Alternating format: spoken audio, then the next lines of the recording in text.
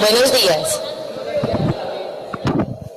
Lo primero es decirles que ante situaciones de emergencia prima el derecho a la información por encima de otras situaciones, ni el decreto, ni nada. Porque aquí no ha habido información para la vida, para el derecho a la vida y la integridad física.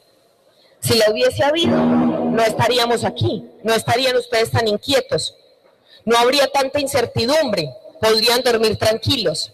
Como eso no es cierto, estamos aquí. Porque la situación realmente es grave. Yo vengo del municipio de Sabana Larga, vengo para decirles, hay 360 personas que llevan más de 15 días durmiendo en la alcaldía, en el parque y en las oficinas de EPM. Sin nada, sin comida, sin abrigo, porque el río se devolvió. Para poder entender el problema, yo les pido a ustedes, de aquí, de aguas abajo, que han visto el río todo el tiempo, que por un momento se imaginen, siquiera se imaginen, que siente una persona del río cuando el río se devuelve. Imagínense. ¿Qué se imaginan ustedes que puede pasar cuando el río se devuelve? Eso es lo que está pasando aguas arriba del muro. Nadie habla de eso por televisión. Nadie les ha dicho a ustedes que está pasando aguas arriba. Todo el mundo habla de la situación del muro, de la situación de los túneles, de la situación de los derrumbes ahí en la zona del muro.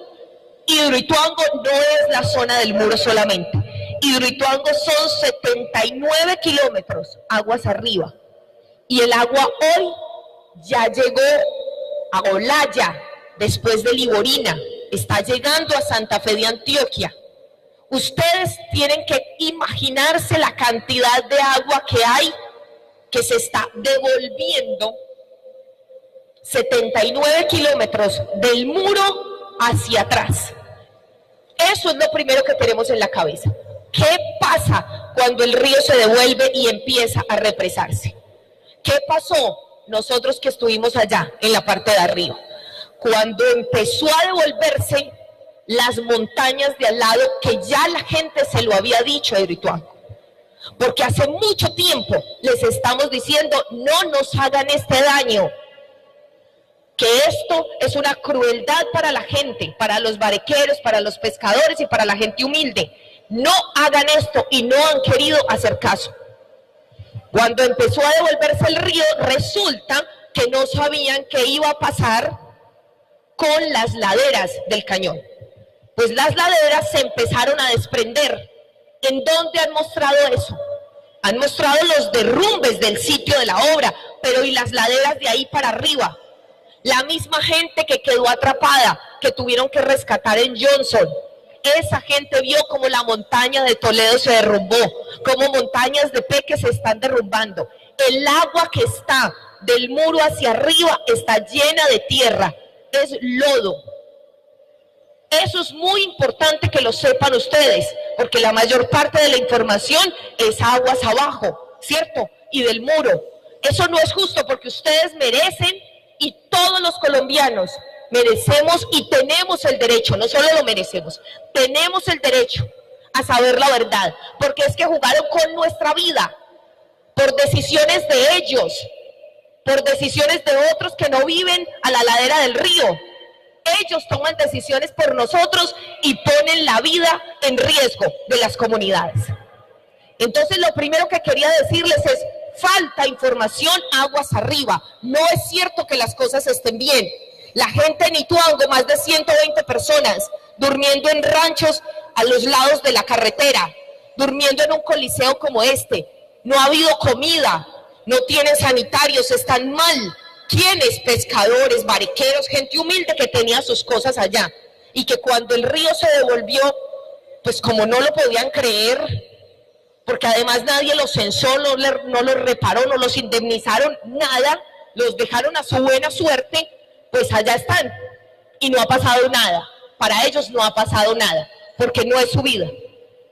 ¿Cuál es una de las grandes preocupaciones y de las inquietudes que tenemos hoy como movimiento? que tenemos la certeza de que esto no es un asunto de la naturaleza, como nos lo quieren hacer ver. Esto no es la naturaleza, porque es que el cañón lleva siglos comportándose de la misma manera. La gente ha visto lo que llaman los volcanes, lo que todos llamamos en la zona los volcanes, que son los derrumbes, los desprendimientos de tierra. Hace mucho que los hemos visto. Sabíamos que en el sitio donde hicieron el muro habían muchos volcanes. Nosotros lo sabíamos. Ellos lo sabían porque esa falla geológica no acaba de llegar. Esa falla geológica está antes de nosotros, de nuestra existencia. Y a pesar de eso, insistieron en hacer eso ahí. Pero hay otra falla geológica aguas arriba, mucho más grande. Y estamos preocupados, realmente muy preocupados, porque es que el agua que está subiendo y subiendo ya está tocando esas otras fallas geológicas. Y más abajo hay más fallas geológicas. Entonces tenemos la certeza de que esto no es un asunto de la naturaleza. La naturaleza estaba ahí, el cañón se ha comportado así. Fueron ellos los que arbitrariamente decidieron hacer este daño a la gente. ¿Qué pasa hoy? Que no nos dicen la verdad.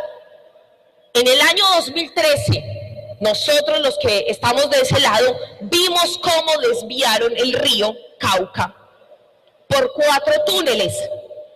4. En estos días, como a uno no lo dejaban entrar por allá, hicimos 1 o 2 protestas, pero fue a la berraca que entramos a ver eso. No fue porque quisieran mostrárnoslo. En estos días, con todo esto, nos enteramos de que el río había pasado de esos 4 túneles a 3. Y que después a 1, porque ellos con cemento, no que se derrumbó un túnel ni nada de eso, con cemento, con sus manos, su decisión, decidieron taponar 2 de los 3 túneles. Sabían que el río no cabía por un túnel, porque nosotros conocemos el río, porque el caudal del río no daba para que cupiera por un túnel. Entonces, ¿qué entendemos hoy? Ellos arbitrariamente, poniendo en riesgo la vida de todos ustedes y de toda la gente de la zona, decidieron iniciar el llenado de Hidroituango antes de terminar esa represa. Se lo preguntamos al gobernador el día de ayer.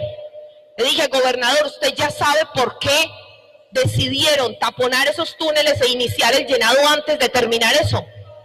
Nadie sabe la respuesta, ni siquiera él.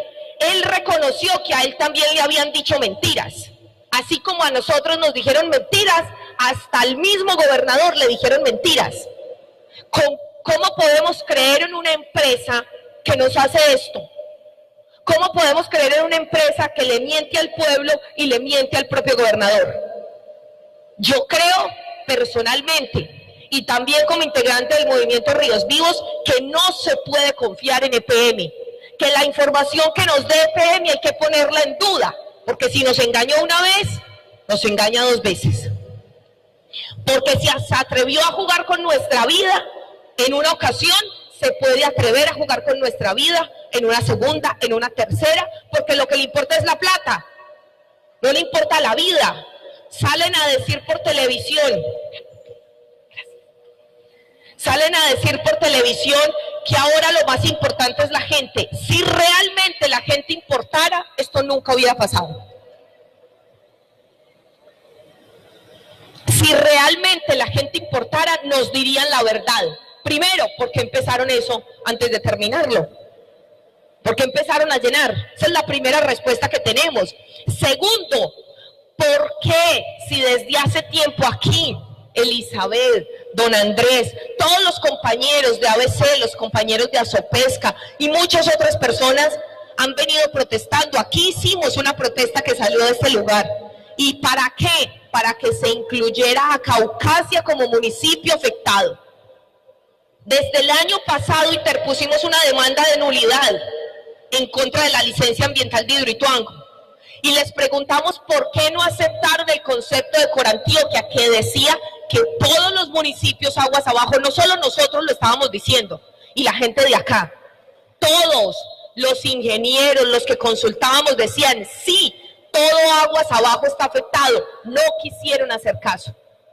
Nos desgastamos, fuimos a Bogotá, ellos han ido en muchas giras de incidencia, hemos hablado con el Ministerio del Interior, hemos hablado con el Ministerio de Ambiente, de Minas y Energía.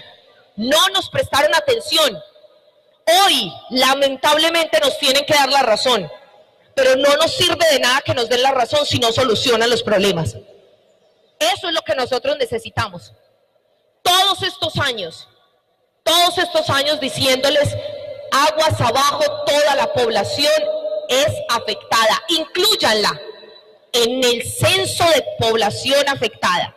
Hagan una caracterización urgente, hagan un plan de evacuación específico de la situación de Hidroituango, no el plan general, no el plan que tiene la unidad de gestión del riesgo a nivel nacional, no, específico para la situación de Hidroituango, porque es que ustedes saben que el río aquí, ustedes están acostumbrados a que se inunden muchas zonas, pero no es lo mismo, no es el mismo tipo de inundación, y a mí me duele cuando escucho a mis compañeros de acá. No es que nosotros conocemos el río, yo sé que nadie más que ustedes lo conoce, yo sé, pero el río ya no es igual, no es el mismo río que hemos tenido siempre. Por eso no podemos confiar en las aguas han cambiado, ellos no las cambiaron, y hasta que el río no vuelva, no sea liberado, no vuelva a ser el mismo de antes, no podemos confiar, no podemos retornar a la tranquilidad. ¿Qué hemos dicho? Si se atrevieron a hacer tanto desastre, porque hoy, compañeros y compañeras, nadie sabe qué está pasando debajo del agua, porque se necesitarían buzos para saberlo. La realidad del daño en la casa de máquinas, nadie la sabe, nadie la sabe. La realidad de las filtraciones que se están dando dentro de la montaña, no nos la quieren dar a conocer. Entonces nos han dicho que el muro es muy firme, pero el problema no es solo el muro, es que ese muro lo sostienen las columnas, como todos los muros. Está una columna a un lado y otra columna al otro. Y la gente lo dice con absoluta claridad.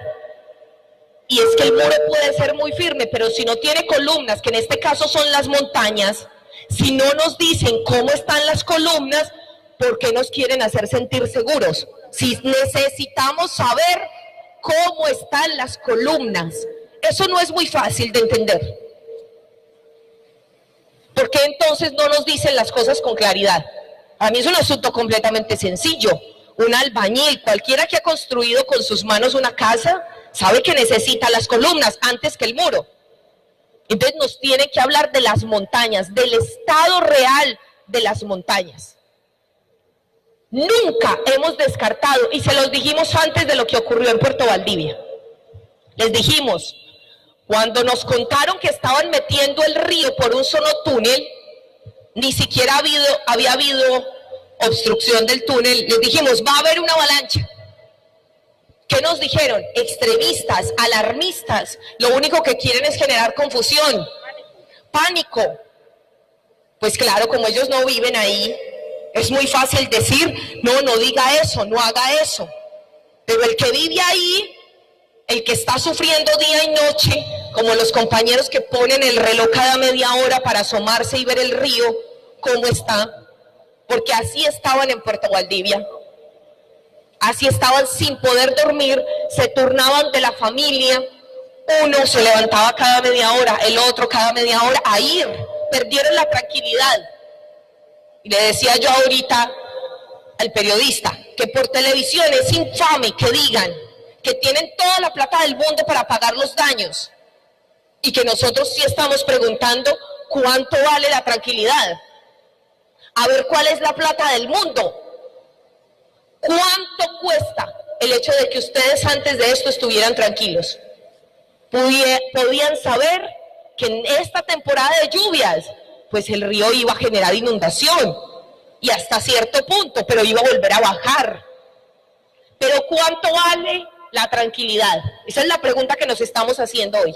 ¿Cuánto vale la pesca y el barequeo como patrimonios como cultura, como forma de vida. ¿Cómo así que salen a humillarnos por televisión a la gente de esta tierra a decir que tienen toda la plata del mundo para pagar? Ayer recogía la denuncia de una compañera que lo perdió todo en la avalancha. Después de que les dijimos, puede haber una avalancha, y nos dijeron eso, a los 2 días se vino la avalancha, que dejó sin nada, sin vivienda, que perdieron todo, muchas familias humildes, porque ninguna es una familia poderosa ni rica, y por eso es que no hay el escándalo, ni se toman las medidas, ni hay nadie en la cárcel, ni hay nadie que le hayan quitado el puesto, que lo hayan echado como deberían haberlo hecho, porque es una infamia. Y entonces estábamos haciendo la denuncia y doña Rosario me decía, porque le pidieron que pusiera todas sus pertenencias, todo lo que había perdido. Doña Rosario estaba en el hospital, muy enferma, cuando ocurrió la avalancha. No pudo, porque estaba muy mal, y a ella la evacuaron enferma del hospital de Puerto Valdivia. No pudo salir y rescatar nada. Lo único que clamó era para que le rescataran a su niño, que lo tenían en la casa. Absolutamente todo lo perdió, y le pidieron que hiciera un listado de lo que había perdido. A ella le duelen mucho sus matas, su jardín, que lo ha venido construyendo con amigas y amigos, trayendo semillas de toda parte. Y ella lo que le está pidiendo es que le hagan el favor y le reconstruyan su jardín y que le busquen su álbum de fotografías. Y me lo decía con el dolor del alma. ¿Cuánto vale un álbum de fotografías? Porque le dijeron, sí, doña Rosario, le vamos a pagar todo, todo. Pero ¿y el álbum de sus hijos pequeños, de los hijos que ya murieron, cómo se lo van a pagar?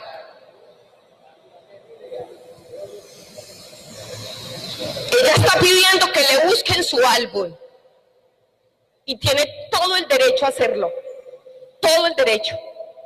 Pero más grave aún que lo de doña Rosario, aguas arriba, hay familias que están pidiendo seguir buscando a sus seres queridos que están desaparecidos por la violencia. Y que ellos saben, que se los dijimos hace mucho tiempo, que necesitábamos sacarlo de fosas comunes donde los enterraron ahí, en el mismo cañón, y que no dejaron que hiciéramos el procedimiento.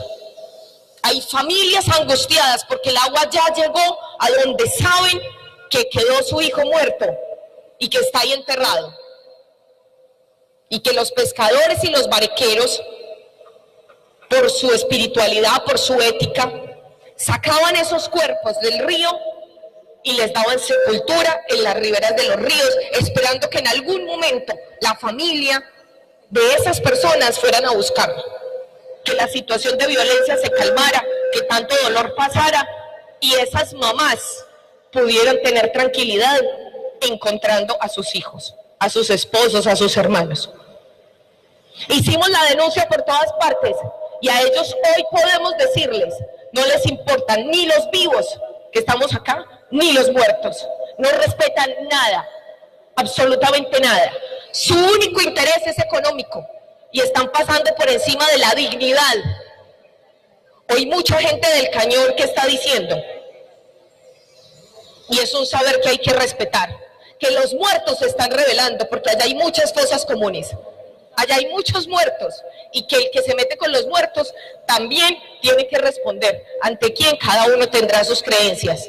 Pero lo que sé es que el dolor humano, el dolor que siente una familia que ha estado buscando por años a sus seres queridos, es grandísimo al ver que se pierde la posibilidad de exhumarlos y que sabía el sitio y que solo un gobierno miserable no atiende un llamado tan profundo.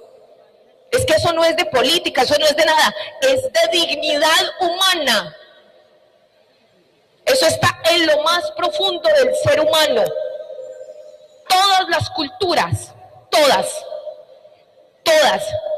las culturas en el mundo le dan un lugar a la muerte. Para todas. Menos para Hidroituango, que no le importa la muerte. Que no le importa nada. A eso es a lo que nosotros nos oponemos desde hace 10 años. Y así lo inunden, así continúan con eso, que va a durar muy poco, compañeros, y que ustedes también merecen saberlo. Que va a durar muy poco porque es que eso está sedimentado, eso está lleno de lodo. Lo que ellos tenían pensado como la vida útil, así como lo llaman ellos, la vida útil del proyecto, pues es que es mucho menos. Primero, porque estamos en la cordillera central y esa cordillera, sobre todo, la otra también, pero sobre todo la cordillera central, arroja sedimentos de manera natural al río. Ustedes saben las épocas que bajaba más sedimentado. Antes de esto, de manera natural hay sedimentos. Ahora hay que agregarle a esos sedimentos de las cordilleras, en formación, se le agrega todo lo que se está derrumbando. ¿Cuánto va a ser la vida útil de ese charco? ¿Para qué lo van a tener ahí si no pueden generar energía? No pueden. Por más de 2 años son los cálculos. ¿Por qué? Porque la casa de máquinas está llena de agua y eso era para que estuviera seco, no lleno de agua. Entonces nadie sabe los daños a esa casa de máquinas. Entonces nos van a tener en esta incertidumbre para nada. Los cálculos que dicen es que se han perdido 2 billones de pesos. 2 billones de pesos, ¿cuánta gente pobre hay en Colombia? ¿Cuántas casas se pueden hacer con 2 billones de pesos? Para que esa plata que sale de nuestro bolsillo en las cuentas de energía y que ahora todo ese desastre nos lo van a cobrar a todos, y encima del sufrimiento ahora vamos a tener que salir a pagar en la cuenta de energía. ¿O a quién de ustedes les regalan la cuenta de energía EPM? Ahora van a salir a decir que nos tienen que aumentar la cuenta de energía porque hay que pagar los daños de Hidroituango, como si nosotros hubiéramos tomado la decisión de hacer ese desastre. Aquí no vinieron a consultar, así como no fueron a consultar ni a Valdivia, ni a Ituango, ni a Briceño, ni a Toledo, ni a Sabana Larga, ni a San Andrés de Cuerque, a ninguno de esos municipios humildes, alejados, que a nadie le importa. Si no consultaron aquí, que ustedes son prácticamente una ciudad, imagínense a nosotros, que estamos por allá en la cola del mundo, que nadie quiere ir allá porque no hay sino bala, como nos dicen, como si fuéramos encima culpables de la tragedia del conflicto armado, de que hayan grupos armados, y que la gente tenga mucho miedo, y que a pesar de ese miedo haya salido a decir que no estamos de acuerdo con eso, porque tampoco nos han dicho que cuando se derrumba una montaña, y ya nos había pasado. Claro que sí. Me dices cuánto tiempo tengo. Yo tengo. Bueno, tenemos mucho tiempo.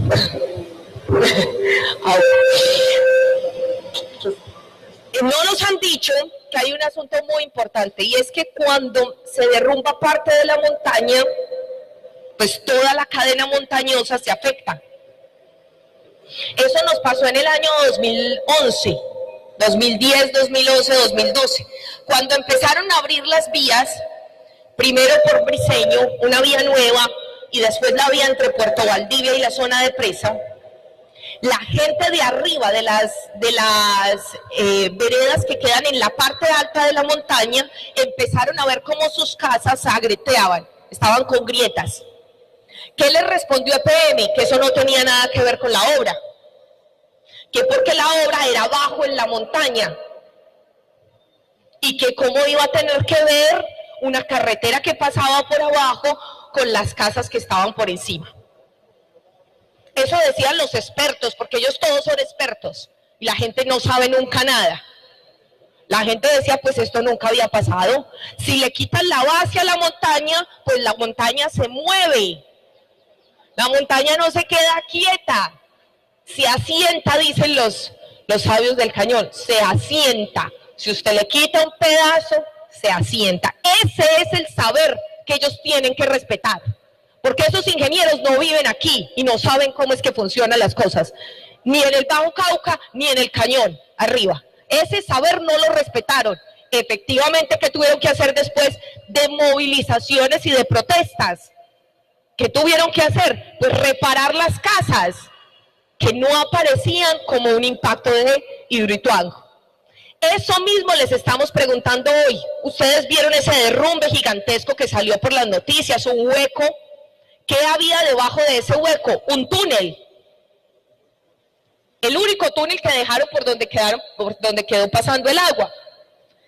Ese hueco, ese derrumbe que se fue, nuestra pregunta es cómo afecta las otras montañas y cómo afecta a las comunidades que hay en esas otras montañas. Nadie nos responde. O sea, hay un montón de cosas ocultas, sin hablar de la corrupción, que también es importante hablar, sin hablar de los otros temas que nos tienen indignados. Pero ahorita para nosotros, vital decirles que si no dejan el río libre, que si no desmantelan ese muro, porque así como lo hicieron son capaces de deshacerlo. Lo que pasa es que ellos quieren mantenernos en la expectativa, mantenernos en que es posible salvar ese proyecto. Para muchos de los asesores que hemos consultado, no se salva Hidroituango. Lo que tienen que hacer es respetar el cauce del río, respetar un río con tanta fuerza, con tanta velocidad, respetar la dinámica del cañón y desmantelar de manera programada, antes de que sea más difícil, de manera programada, no hacernos sentir que tenemos que celebrar que suba más el muro, sino que realmente la gente está diciendo, nosotros nos sentimos tranquilos si no hay muro, no si hay un muro muy fuerte, porque no sabemos cómo están las columnas, ni todas las otras columnas de ahí para arriba. Muchas gracias.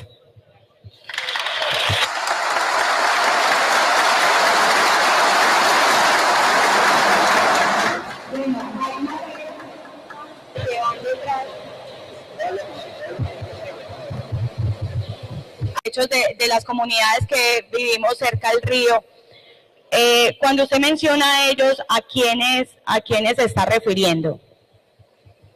Bueno, Hidroituango es un proyecto que pues se está estudiando supuestamente, ya nosotros todos los ponemos en duda, porque se está estudiando desde finales de los 60, desde el año 1969, y tanto estudio no les ha servido para nada porque no hubiera ocurrido todo esto. El estudio tiene que servir para una cosa concreta. Primero, no es real tanto estudio. Los culpables, los que le dieron la licencia ambiental a Hidroituango. Y les dieron el permiso de hacer lo que se les ha dado la gana, porque Hidroituango tiene 24 modificaciones. 24. Nadie realmente sabe qué es Hidroituango. Porque es que usted no puede tener los planos de este coliseo, empezar la obra, traza un proyecto, dice voy a tener 200 columnas, al otro día dice voy a tener 100, y al otro día 25, y al otro día 2, y cree que se le va a sostener el coliseo cambiando todos los días el diseño. Eso es absurdo. Eso no tiene sentido, porque han cambiado ese proyecto 24 veces. Cambios mayores y cambios menores, pero lo han cambiado. Entonces, ¿quién es parte de ese responsable? Un gobierno que le permite todos esos cambios. Un papá que no tiene control sobre sus hijos, que deja hacer al hijo lo que quiera. Ese es el primer responsable. ¿Quién autorizó el proyecto? ¿Quién dio esa licencia ambiental en ese momento? ¿Quién estaba de presidente y quiénes estaban en la gobernación? Porque eso sí lo podemos decir, eso no es proselitismo político que mañana son campañas, no.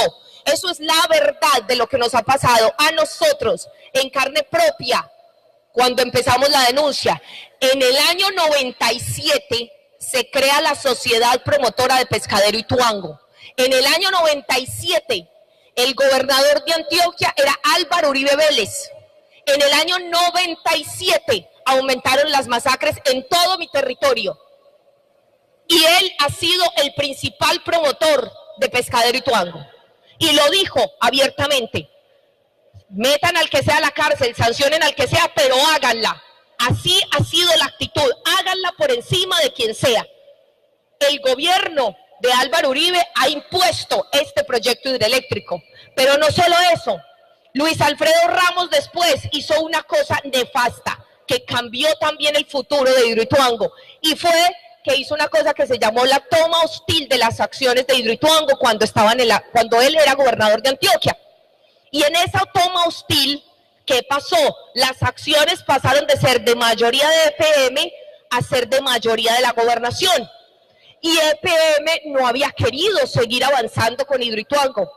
EPM sabía que eso era un proyecto de alto riesgo para la gente y para sus finanzas, que podía perder mucho dinero. ¿Qué hizo Luis Alfredo Ramos? Si ustedes no lo hacen, yo se lo entrego a los chinos. Así se lo dijo claramente. Cuando tomó arbitrariamente las acciones, la mayoría accionaria. Y en ese momento, EPM, ¿qué dijo? Si se vienen los chinos para acá, ahí sí nos joden. Porque ellos sí tienen plata. Todos los que dicen que EPM es un monstruo, que tiene mucho dinero, que es nada en comparación a otros en el mundo, también nos vienen aquí a tapar que esta es la más grande de no, ellos tienen 3 gargantas en China, que es, no sé, como 200 veces esta. O sea, es una locura. Y nos vienen aquí a decir eso. En Brasil hay otras gigantescas. O sea, no es ni la más grande, ni la más poderosa, ni EPM es el putas. Eso no es cierto. Hay otros más grandes, más poderosos, y cuando Luis Alfredo Ramos hizo eso, salió, adivinen quién estaba en la presidencia en ese momento, Álvaro Uribe Vélez, y salió a salvar a EPM y dice, por favor, entréguensela a EPM.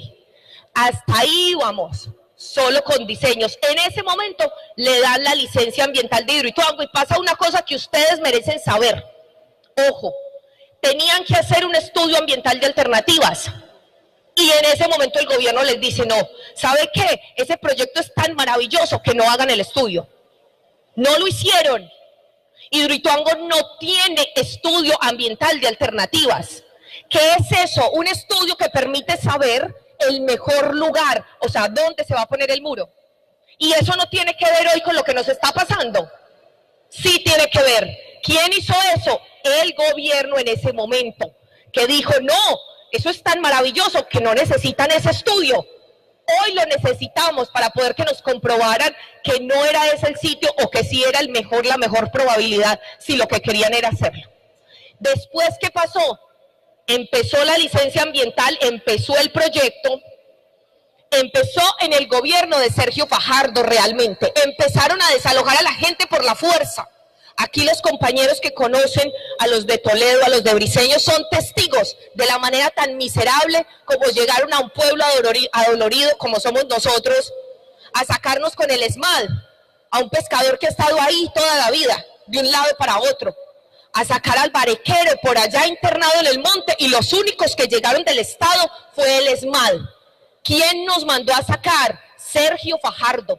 Cuando quisimos salir a protestar, ¿quién nos mandó el ESMAD? ¿Quién no quiso sentarse con nosotros, escuchar que el Bajo Cauca también era afectado? Sergio Fajardo. Y las cosas hay que decirlas como son, porque no es justo que ahora venga a decir que él no tiene nada que ver con Hidroituango. ¿Cómo que no? Si a nosotros mismos nos dijo, no se puede discutir Hidroituango. Si a nosotros mismos nos mandó a decir, los muertos no son tan importantes. Eso que se lo diga a él, que no los tiene en este cañón, pero que se lo diga a una madre que los está buscando a ver cómo se siente. Eso es lo que ha venido pasando. Ellos fueron los que le dieron todo el aval, y los alcaldes de Medellín. ¿Por qué? Porque Empresas Públicas de Medellín, y el gerente lo pone el alcalde de Medellín. Y cosa curiosa con el tema de la corrupción, el anterior, en donde estuvo todo ese debate, el anterior gerente de EPM se lanzó de una para la gobernación. Entonces no tiene nada que ver la política. Claro que tiene que ver. El anterior gerente de EPM, no el anterior, sino el que estaba en ese momento de la licencia ambiental, que se me olvida, Federico, no, es otro Federico, no el alcalde de Medellín, que se había lanzado para la gobernación en la vez pasada y no quedó. Federico Restrepo. Bueno, ese señor, de manera sorprendente, también está hoy como gerente, o estuvo antes, o ha estado muy relacionado con Argos. ¿Quién es Argos? Una empresa cementera, y que le suministra todo el cemento para los compañeros que saben cómo es la minería de materiales, que se la quitó a los paleros ancestrales de Toledo y de San Andrés de Cuerquia, que habían habitado esa ribera del río siempre, el río San Andrés, que vivían de sacar sus arenas de ese río y llegaron con el título minero del material de playa. Esa gente se quedó sin trabajo. Todos los paleros de la zona se quedaron sin trabajo, los volqueteros. ¿Por qué? Porque por allá nunca había pasado eso y la gente no tenía ni idea de un título minero y no sabía qué era eso. Entonces iba y sacaba su arena y hacía su construcción. Hoy no se puede construir en la zona porque venden la volquetada de arena al precio que les da la gana. Entonces se subió, se disparó. Pero además se dispara el precio del cemento. Entonces para nosotros sí es muy sospechoso que sean los mismos gerentes que se rotan y que además una cosa más importante, que Argos tenga acciones en Hidroituango. Entonces, ¿cómo puedo tener yo acciones en Hidroituango y le vendo todo el cemento? Le vendo, porque no necesitan poco cemento. Tengo concesionados los ríos de alrededor. Tengo la cementera, se la vendo todo a él y tengo el precio del cemento en el país, incluso Argos es internacional. Otro proceso de corrupción, Camargo Correa. Camargo Correa está siendo investigado en Brasil por corrupción. Su presidente en Brasil está en la cárcel y aquí se le entrega la obra más importante. A nosotros que nos expliquen si es tan honorable Camargo Correa, ¿por qué está en la cárcel en Brasil? Porque aquí nadie lo ha investigado. ¿Cómo se entregó esa obra? La de Camargo Correa. ¿Por qué? ¿Qué nos dijo a nosotros?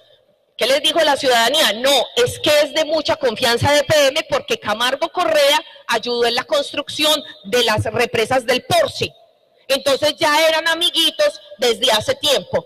Así se construyen las cosas en Colombia, entre amiguitos, no por realmente quién tiene la capacidad. Hoy es gran responsable de lo que está pasando con esos túneles, porque es el que tiene a su cargo todo ese diseño con un montón de subcontratistas. Pero hay muchas otras cosas de corrupción ahí, que es necesario que la ciudadanía sepa y esté atenta y hagamos veeduría, porque de esa corrupción, si le meten más o menos cemento, ¿de qué está hecho el muro? Ojo con este dato, cambiaron el material. Para poder terminar el muro así a máxima velocidad, cambiaron el material con el que lo venían construyendo. Eso no nos pone en riesgo. ¿Por qué no nos dicen eso por televisión? ¿Por qué no nos dicen cómo fue posible que se demoraran tanto en subir un muro y en tan poquito tiempo, 8 o 15 días, dizque lo terminaron? Y de un día para otro era el espectáculo, la cuota no sé qué, la cuota no sé qué. Y o sea, ¿ves? Esto es como avanzan de rápido. Claro, cambiaron el material, es lo que nos dicen los propios obreros, que también son nuestros compañeros y que también son gente de la región, y que a quien le tenemos que creer es a ellos, porque al resto no les creemos. Y la última pregunta que les dejo, ¿por qué no dejan hablar a los ingenieros o a los geólogos por los medios de comunicación? Bueno, hay una pregunta.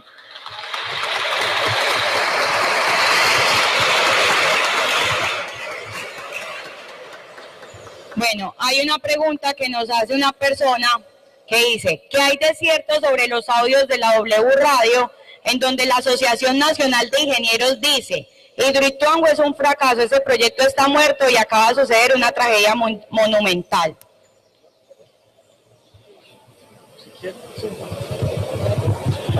Buenos días. Yo me llamo Pedro Vicente Duarte, también hago parte del movimiento Ríos Vivos. Con respecto a esa pregunta, lo que pasa es que hay una división grande en esta organización de ingenieros en Colombia. Y el problema grave es que el que dijo esas declaraciones es un ingeniero subespecialista. Yo lo hablo desde mi punto de vista, yo soy médico y soy médico especialista. El que dijo eso es como si yo me hubiera hecho otra carrera más. Él es subespecialista en hidrología. Entonces, ¿eso qué quiere decir? Es como si ustedes van al ortopedista, digamos, poniéndoles un ejemplo para que entiendan quién fue el que dijo eso. Es como cuando ustedes van al médico y da a un médico general y el médico general dice, no, usted tiene que ir al ortopedista. Lo manda al ortopedista y el ortopedista dice, no, lo tiene que ver el ortopedista especialista en rodilla. El señor que dijo eso es el especialista en rodilla. O sea, no es cualquier señor el que dijo. Entonces, ¿qué es lo que sucede? Que según él, el proyecto ya no funciona y está en alto grado de ocurrir una catástrofe porque pues está comiendo la montaña. Pues más o menos eso es lo que él puede decir. Pero el problema es que en ingeniería, si usted no conoce lo que está pasando allí, es muy difícil aseverar. Entonces eso es lo que están diciendo los otros. ¿Y por qué pasa esto? Porque Hidroituango no ha expresado lo que está pasando en el proyecto. Nadie sabe con certeza qué está pasando. Entonces por eso es que hay esta pelea. Por eso es que unos dicen esto y otros dicen lo otro. Pero en realidad también cuando hicieron este comunicado también apareció el acta. No sé si ustedes también la vieron, que Julio Sánchez Cristo publicó el acta de la reunión. Y en el acta, si ustedes la leen, es claro que los ingenieros están realmente preocupados. Porque lo que pasa es que allá, digamos, en esa asociación de ingenieros hay como varios, igual que en medicina. Entonces están los ortopedistas, están los médicos internistas, están los pediatras. Entonces, uno de esas es los hidrólogos, y ellos fueron los que se reunieron y empezaron a debatir sobre eso. Y entonces estaban esperando con el acta que presentaron a que el presidente la firmara, el presidente de la asociación de conglomerados de ingenieros. Pero lo que pasa es que también hay una presión gigantesca del gobierno, de GPM y de todos para que no salga eso. Y también se está pues cuestionando mucho pues porque eso generaría pues, y esos audios han generado pues una alarma y pánico.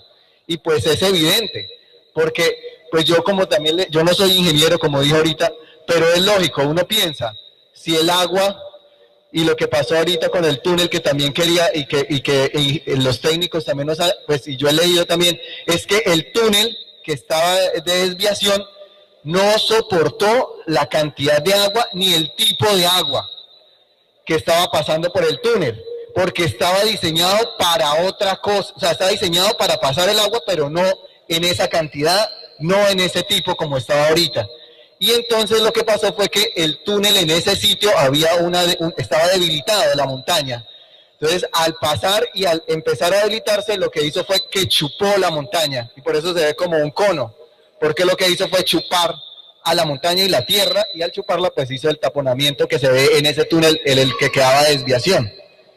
Entonces los ingenieros están diciendo, si ese túnel que era el de desviación, que era súper importante, que era el que tenía que soportar eso, no soporta eso, ¿quién nos garantiza que el vertedero que no había estado terminado va a soportar el continuo desagüe del río Cauca? Esa es otra pregunta que están haciendo los ingenieros, porque el vertedero, o sea, la cuota 415 es para que el agua se vaya por el vertedero, donde sale ya cuando la represa se llena tanto y entonces tiene que salir por alguna parte el agua. Los ingenieros están diciendo, el vertedero sirve, pero es cuando el agua sube y baja, o sea, que no es continuo. Entonces está diciendo, el vertedero puede fallar porque no está diseñado para que soporte el paso continuo del agua. Entonces no es garantía que subir la cuota 410 y que vaya el agua por el vertedero sea una solución. Por eso mismo, por esos cuestionamientos que tienen. Entonces ese es el debate que ustedes están viendo, porque hay unos ingenieros hidrólogos que son esos especialistas que están diciendo, esto está muy grave, no nos dicen nada, hemos preguntado y no nos dan información, hemos solicitado que EPN nos mande a los ingenieros y nos diga realmente qué está pasando, no los deja, no ha dado información de nada. Entonces ahí es donde uno se cuestiona, o es que ellos no saben realmente lo que está pasando, porque eso puede ser lo que puede pasar, porque a veces es otro panorama, que ellos ni siquiera sepan qué está pasando allá, o la otra cosa es que saben qué está pasando y es demasiado grave y es muy difícil y que va a cuestionar todo lo que están generando ahorita y que generaría que, primero, se tenga que retirar la licencia ambiental, segundo, que se tenga que suspender el proyecto, y tercero, que tengan que empezar a desmantelar la presa. Es así de grave. Entonces, por eso también puede ser que no han querido que eso suceda. Claro. No, yo complemento algo que es muy importante en lo que está planteando el audio. Todos ya lo conocen. ¿Saben de qué audio estamos hablando? Bueno, ¿qué tendría uno que saber ahí importante? Que prácticamente las dos opciones que se nos dan o que le dan al pueblo colombiano es o evacúan, reubican. Empezar a prepararnos, porque por lo visto los planes de evacuación aquí no han surtido efecto y estamos desesperando a la hora cero para poner en marcha un plan totalmente improvisado que no se sabe si va a funcionar o no. Bueno, una pregunta muy importante. ¿Qué estamos proponiendo nosotros? Primero, la comunidad tiene que organizarse. Una comunidad desorganizada siempre sufre más. Siempre va a sufrir más. Entonces, el primer elemento es organícense, por favor. Hace mucho que estamos rogándole a la gente, organícense. No solo para reclamar nuestros derechos, sino para salvar la vida. Necesitamos estar organizados en lo que ustedes quieran, la forma organizativa que quieran, una asociación de comerciantes, un grupo de jóvenes, un grupo de mujeres, lo que quieran, pero estén organizados, no estén dispersos.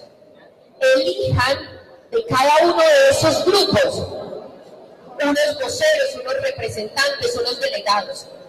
Conformemos nosotros mismos como ciudadanos una mesa ciudadana por la defensa del territorio, por la defensa del río, como lo quieran llamar, en la que todos esos delegados de cada asociación estén. Y de esa mesa, ¿y qué se tiene que hacer ya urgente? Es que la comunidad tiene que estar en el puesto de mando unificado. Por lo que acabas de decir, es que es la comunidad la que sabe. La comunidad es la que sabe que no es para allá, sino para allá. La comunidad es la que sabe realmente cuántos niños son, cómo van a hacer con sus niños, cuáles son las familias que más riesgo tienen. Las mujeres embarazadas, ¿cuánto pueden correr? No pueden correr igual que los hombres. Los ancianos, ¿cuántas personas discapacitadas? Eso, un autodiagnóstico en cada grupo. Eso es muy importante. Pero ¿cómo podemos hacerlo si esperamos a su información? No podemos. ¿Qué hemos venido exigiendo en Valdivia con una situación tan crítica? Y se los voy a decir porque ellos no van a querer. Y nos van a meter la ley 1715 de gestión del riesgo. Y nos van a decir, no, por la ley 1715 de gestión del riesgo, la comunidad no puede participar porque es que ahí tienen que estar los técnicos. Mentiras, la ley habla de participación ciudadana. Para la toma de decisiones, nos lo dice la Constitución, que afecten nuestra vida, nos tienen que consultar. Tenemos que participar, pero no nos dejan, porque ellos saben que la primera información va a llegar a ese puesto de mando unificado y que entonces vamos a ser alarmistas y vamos a decir el culpable es fulanito y entonces les va a dañar su política, su cosa, su otro, porque así funcionan las cosas. Entonces la gente tiene que estar en el puesto de mando unificado. Ese es un primer objetivo que ustedes se deben trazar, organizarse por grupos, delegar. Aquí ya hay unos voceros que fueron elegidos por el decreto departamental. Esos voceros que hace mucho tratamos de que se organizaran, se hicieron unas elecciones sencillas con la administración municipal para el decreto que se tiene con la gobernación de Antioquia. ¿Qué ha pasado? Que el gobernador tampoco ha avanzado en responderle a la gente con el proceso que tenemos. Ese decreto es vigente y eligieron a la compañera y eligieron al compañero como suplente. Ahí ya hay unos primeros voceros en una elección que fue legítima, que la mayoría de ustedes desconoce, sí, porque no se han metido, porque apenas hasta ahora se están enterando de la gravedad del asunto. Pero hay que organizarnos. No tienen que ser solo ellos, pueden ser muchos más, tienen que ser muchos más. Lo importante es crear esa mesa con todos los voceros, delegar unas personas para el puesto de mando unificado, que del puesto de mando unificado tengamos la información de primera mano y se la transmitamos a la mesa y cada uno de esos voceros a su gente. Así debería funcionar. ¿Qué está pasando hoy? Hace más de 2 semanas estamos pidiendo nosotros en Valdivia estar en el puesto de mando unificado. Todos los días enfrente de donde sesiona el PMU en Valdivia, en la biblioteca, hemos estado ahí protestando. Solo hasta ayer nos dieron respuesta que nos iban a recibir a Ríos Vivos el lunes a las 10 de la mañana. Pero porque llevamos protestando, no crean que eso se los van a dar así nomás. No crean que les van a decir, ay, venga, bien pueda, entre al PMU. Usted que conoce el río, usted que es pescador. No funciona así, compañeros, porque ellos no quieren que estemos ahí. Porque los comerciantes van a poder decir ahí, bueno, los comerciantes de Valdivia, ¿qué querían de Puerto Valdivia? ¿Quién nos paga a nosotros el haber cerrado los negocios 15 días? Los de las veredas querían preguntar ahí cosas importantes. ¿Qué vamos a hacer sin comida si no abren los negocios en Puerto Valdivia, que es donde le venden la comida a la gente de la montaña? ¿Cosas importantes o no? Pero esas cosas dicen, no, esto es un asunto técnico, no tenemos por qué reunirnos con la gente. Entonces les va a tocar, yo saludo la propuesta de la marcha. Aquí hay que protestar, porque si no protestamos nos van a seguir diciendo mentiras. No nos van a tener en cuenta y no nos van a decir la verdad. Y como pasó en el puerto de manera miserable, ¿a qué hora pusieron la alarma? ¿A qué hora? Cuando el agua ya la tenían al cuello. Ahí sí, y salieron a decir que la alarma había funcionado, cuando ya el agua estaba aquí. Descarados. ¿Por qué no les dijeron a la gente con tiempo? Siempre a último momento para que la gente no pueda sacar sus cositas y salvar lo que pueda. Eso no se hace. Y por eso es parte de la investigación de la Fiscalía. Porque ellos tenían, no es si quieren o no, si les da la gana o no, tenían que avisarle a la gente con tiempo, porque lo sabían y no se lo quisieron decir. Pusieron la alarma en el último momento, no le avisaron a la gente. Aquí cómo van a hacer, para dónde van a correr, eso se construye participativamente con la gente. Entonces mi invitación es, reúnanse, deleguen sus voceros, hagamos una instalación formal de la mesa. Cuando ustedes estén preparados, estamos en contacto, porque me dicen cómo vamos a estar en contacto. Es una locura estar en contacto con todos. ¿Cómo funciona Ríos Vivos? Porque me acababan de hacer la pregunta. Ríos Vivos funciona por grupos. Ríos Vivos es un movimiento social conformado por asociaciones y grupos de personas. Eso es Ríos Vivos. Eso que salió a decir la secretaria de gobierno por televisión, que no teníamos personería jurídica. Miserable, no quiere sino desprestigiar el movimiento social. Un movimiento social no necesita personería jurídica, y menos cuando su único propósito es la justicia, la verdad y la garantía de derechos. No tenemos que hacer ningún contrato, no tenemos por qué registrarnos en Cámara de Comercio, porque la Constitución no lo permite, no necesitamos nada. ¿Pero por qué salen a decir eso? Para desprestigiarnos, para desacreditar la voz de ¿quiénes?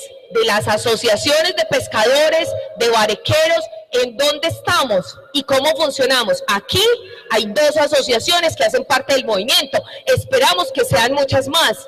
En Ituango hay un grupo de jóvenes, las asociaciones tienen personería jurídica, el grupo de jóvenes no lo necesita. No lo necesita. Las asociaciones de víctimas, por ley 1448, por ser de víctimas, no necesitan nada.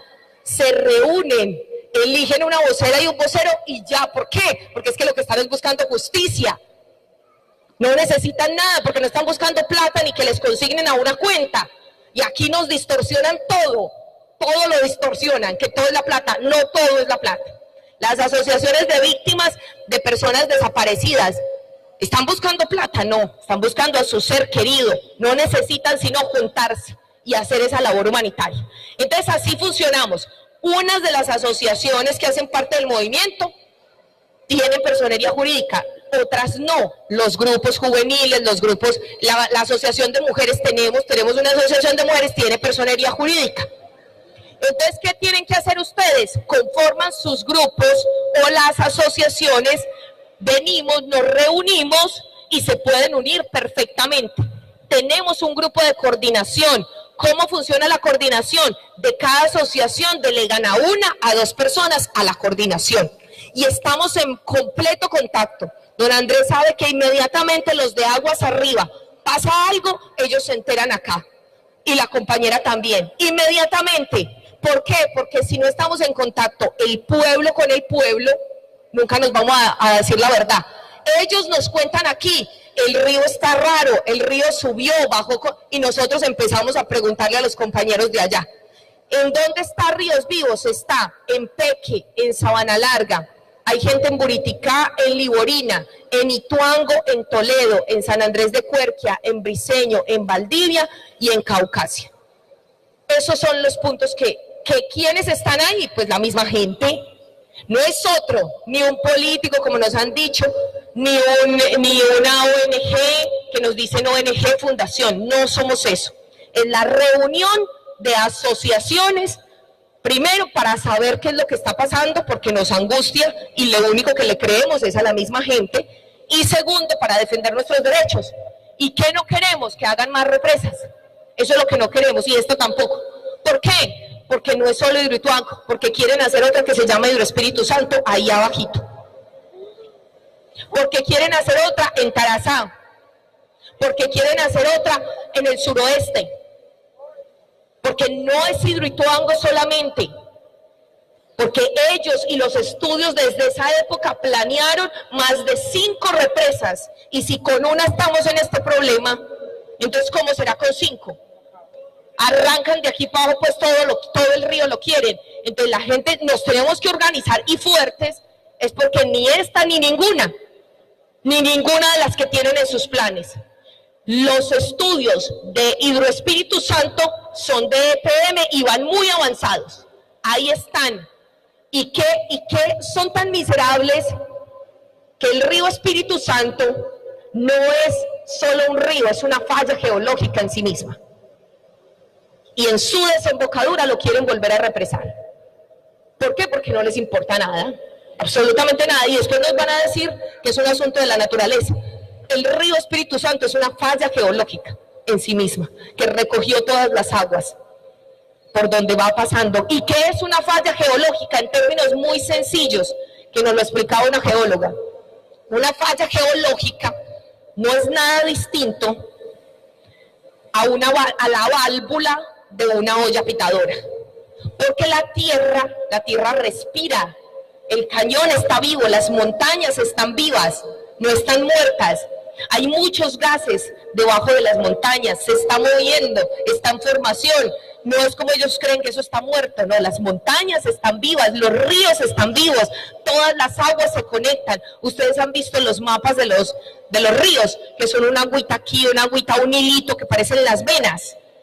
Todas están conectadas, las aguas subterráneas y las aguas superficiales.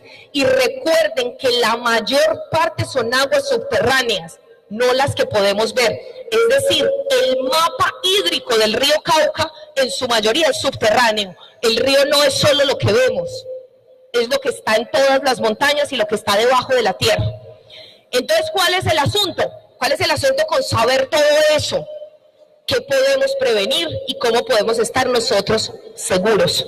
Nosotros mismos, ¿cómo nos podemos cuidar a nosotros mismos? Sabiendo eso. Es una falla geológica, es la tierra que está en permanente movimiento, porque el cañón también se mueve, hay sismicidad, es decir, hay temblores. ¿Dónde es la parte que más tiembla? Donde hicieron el muro. Y lo sabían porque lo estudiaron. Ahí hay temblores de tierra, en ese punto, en la desembocadura del río Ituango, el río que viene de mi municipio. En ese punto es la parte de todo el cañón donde más tiembla. Eso también lo tenemos derecho a saberlo todos. Y tenemos derecho a que nos digan por qué eligen ese punto si ahí temblado. Entonces, en la olla pitadora, ¿qué pasa cuando usted le tapona la válvula? Las fallas geológicas es la manera, es la válvula de la tierra. No se pueden taponar, porque por ahí respira la tierra. Eso es una falla geológica, en términos muy sencillitos. Eso exige que respetemos esas montañas. Eso exige que conozcamos mejor y respetemos la naturaleza, para que no cometamos esas arbitrariedades. Como ellos son ingenieros, dicen, no, yo tapo esto y le hago una válvula por el lado y le hago no sé qué y empiezo a modificar la olla a presión. En algún momento puede dejar de funcionar.